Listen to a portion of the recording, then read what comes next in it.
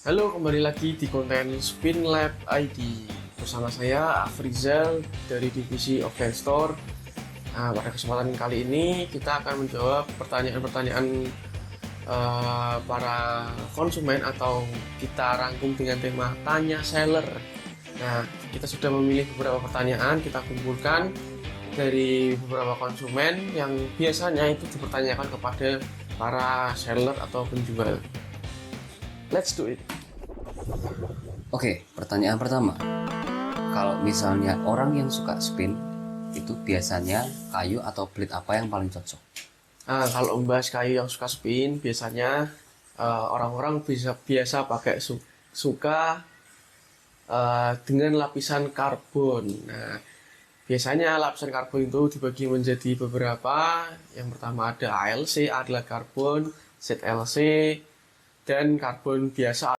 Nah, contoh kayunya biasanya Viscaria, Super ALC, Viscaria Super ALC. Kalau nggak Zhangjic Super ALC, Zhangjic Super ZLC, dan kayu-kayu seperti Primorak, seperti yang lain lagi, dan banyak yang lain lagi. Untuk kelas ke bawah biasanya pakai kayu-kayu seperti Sunway T5000 yang baru pemula-pemula pengen suka spin-spin kenceng, dan reaktor.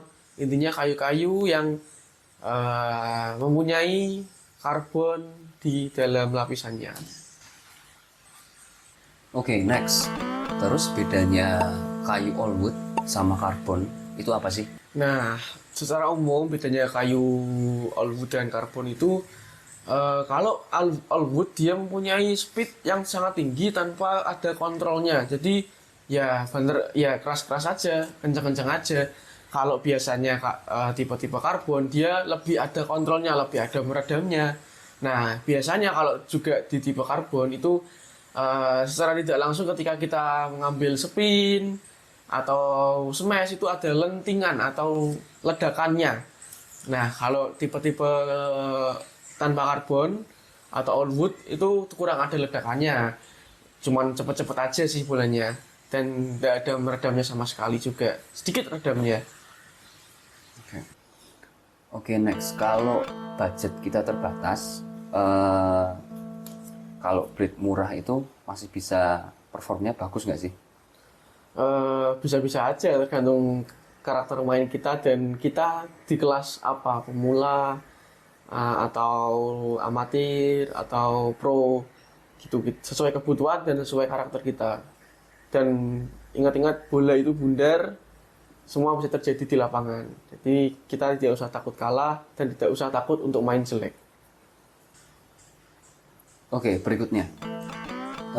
Kapan waktu yang tepat kalau orang itu mau ganti kayunya?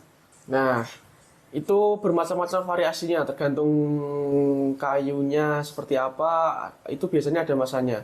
Untuk alat sendiri, biasanya kalau ketika sudah setahun, 2 tahun, itu di kayu itu biasanya feel-nya cepet hilang, kayu ataupun karet.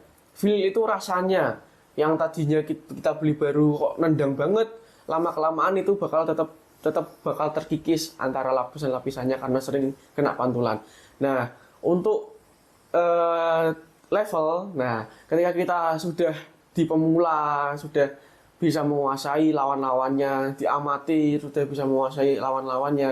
Nah, di situ saran saya untuk kita harus update kayu dengan level kita, dengan budget kita terutama, dan gaya bermain kita. Karena akan semakin berkembang dan kita harus juga mengedepankan teknologi zaman sekarang yang ada, termasuk yang ada di dalam kayu atau karet yang kita akan gunakan nantinya.